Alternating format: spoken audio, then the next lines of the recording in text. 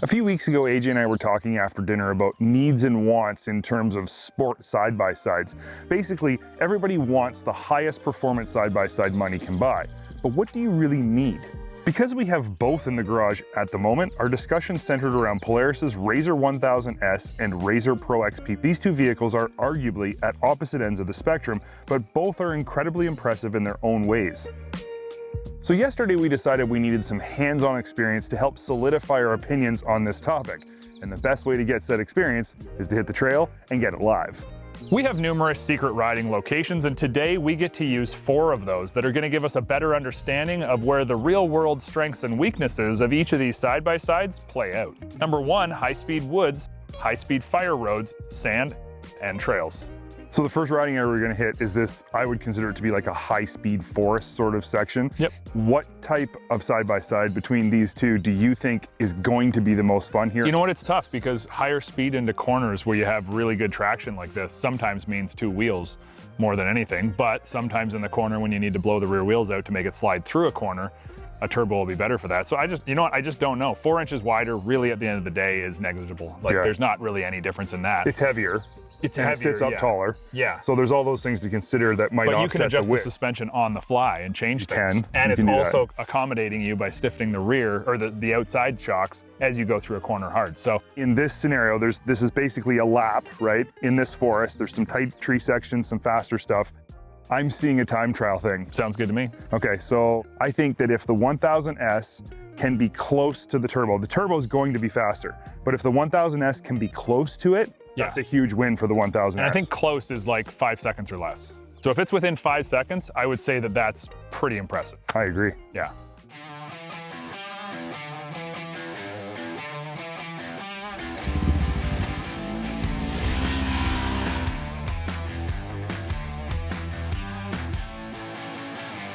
Where's our finish line? This little crappy stick right here. Sorry, professional finish line flag. It's brotherly love here. And Luke and I, from all of our years of competitiveness, we kind of don't go easy on one another. I kind of get a little nervous during these times because I'm like, now I got to go push it. And sometimes I'm kind of known to be the one who maybe pushes it a bit too far. So I better be smart, but I know Luke's going to be pushing it really hard too. So here he comes. Time? 103.03. So pretty much 103. Pretty quick. It's gonna be hard. Minute 3 seconds, 300th of a second. Really, a minute? 103.03. Wow, I wouldn't have guessed it was a minute. And I was generous on the start. I wasn't doing it early.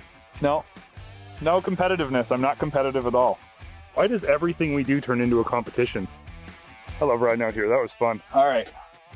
AJ generally pushes things a little harder than I do, almost without question, so he's probably gonna beat me.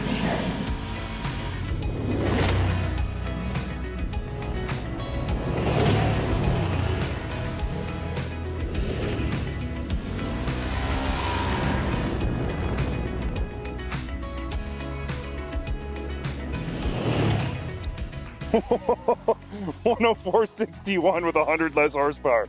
Okay, that was close. I don't think I want to go much faster. Well, you don't need to go much faster because it was 104.61.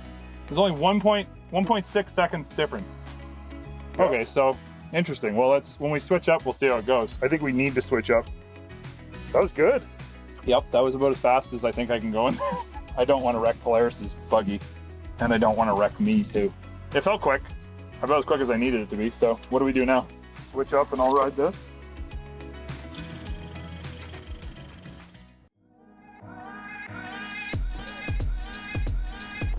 Yeah, all right, so we're good? Yeah. How much time does $20,000 save?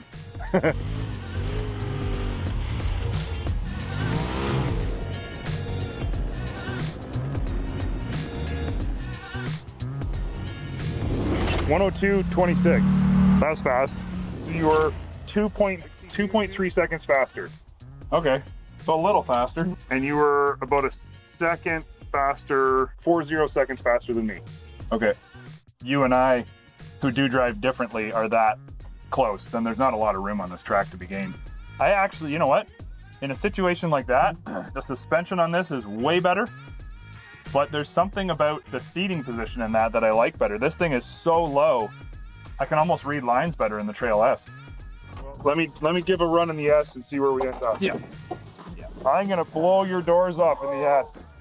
I'm going under a minute. Yeah, so I beat him on the turbo time by like half a second. That's not even, you know, that's like just braking a little bit later, nothing more than that. But now he's gonna try to prove something. We'll see how it goes.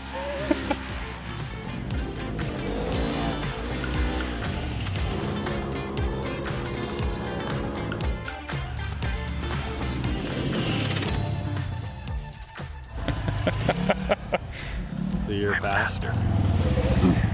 Close. 105.6. Exactly on the dot.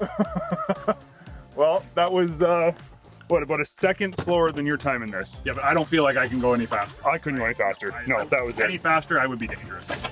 Yeah, there was a few points where I was like, okay, yeah, that was too fast. Yeah, When it hits the corner and you can feel it go on two wheels, you're like, that's fast enough. But I find it's not as planted in a straight line.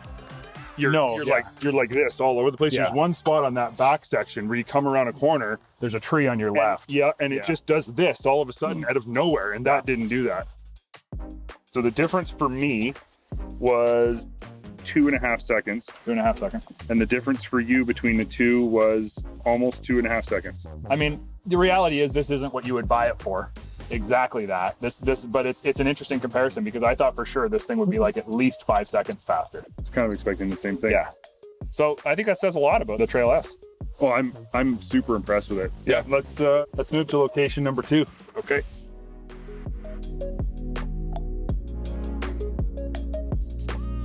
So for our second spot, we're here in the Dune, our Ontario, Canada Dune. I'm pretty surprised actually. After all this, my expectations were that thing would kind of suck here, and that this is obviously going to be as amazing as you expect it to be. Yeah. This is clearly as amazing as you expect it to be in the sand, going up the sand wall, but yeah, that's pretty darn impressive too. Yeah, I think it works fine. I mean, it's one of those ones if you're running in Pismo Beach or Glamis and that's kind of your thing, this isn't going to be that much fun. It's going to get old pretty quick, and that's going to be where it's at. Or not that it's not going to be that much fun. This is still a very fun vehicle, but if you ride in a turbo in big dunes, you're going to realize really quick where all that power goes and how it's used. And I think that's the key, is getting up the sand wall. Yours just climbs like there's no problem whatsoever. This thing is wide open, get a run at it, and by the time you get to the top, you're like, okay, there's, you know, like I need more. We learned that if there's any place that I would say these two would differ the most and this would have the biggest advantage, it would be in the sand. Pure sand. Yeah, the high drag environment, wheel speed is everything. Yep. Yeah, so no surprises there. That's more impressive than you think it's going to be, but nowhere near as impressive as this. So the next spot that we're gonna head to is some high-speed fire road stuff. Yep. What do you think you're gonna find between these two on a high-speed fire road? High-speed fire roads, honestly, you're gonna have more ability to go faster if you want to, but I don't think there's gonna be that much of a benefit to a turbo on high-speed roads, because do I need 100 horsepower on a high-speed fire road? Probably not.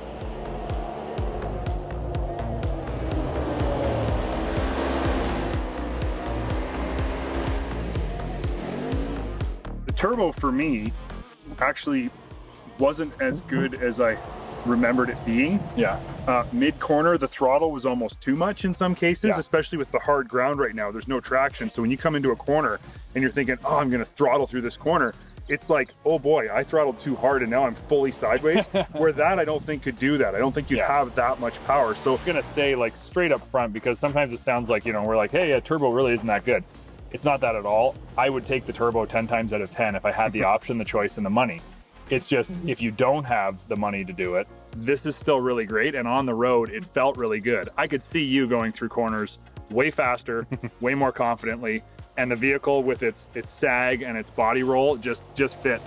Like it did everything better. It just did. And I can tell, and when I was driving it too, it does everything at a higher level. But had I been new to the sport or even in this sport for a while and not had an experience in a turbo, this feels great. It feels really good.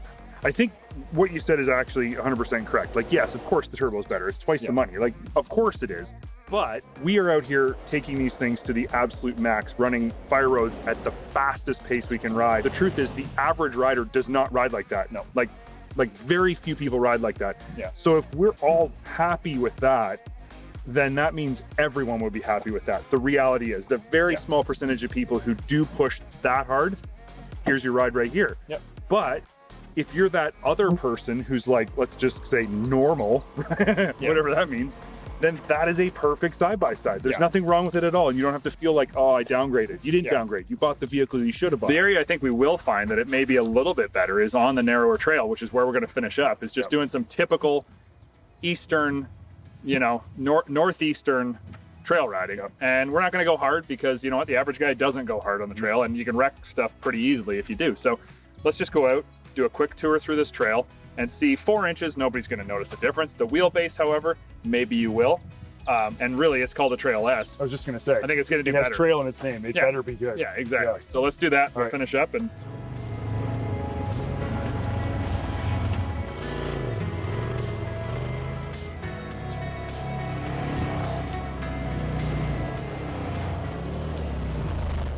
So I think at the end of the day, we proved that the trail sport is actually an incredibly capable, very well made and fun side-by-side. Well, and it definitely was better on the trail. You were more easily maneuverable. Yeah. But yeah, I agree with you. I think that what we proved is exactly what we thought we were going to prove all along, that that's a great vehicle for 99% of people out there who are going to ride on the East Coast, typical East Coast conditions. This thing is also awesome. Yep. But you don't have to spend this money to have that much fun. Yeah, you can start out, and if you're starting out and you haven't ever ridden one of these, which there's a ton of people right now in the market who are jumping into side-by-sides and ATVs and any power sports product, don't just go for 180 horsepower, because you're probably going to wind up getting yourself in trouble, which even us today driving, when we were trying to do those fast laps, you can get yourself out of control pretty quick with one of those Really things. fast. Yeah, this vehicle is more than enough horsepower to get you into worlds of fun, but it's very reasonable and it's well Much more packaged. safe.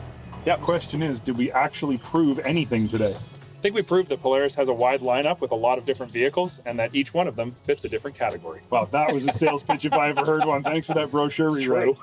Well, hey, Yeah, we also proved we had a lot of fun. So we did. We had fun. The day's not over. That's right. Let's go have more.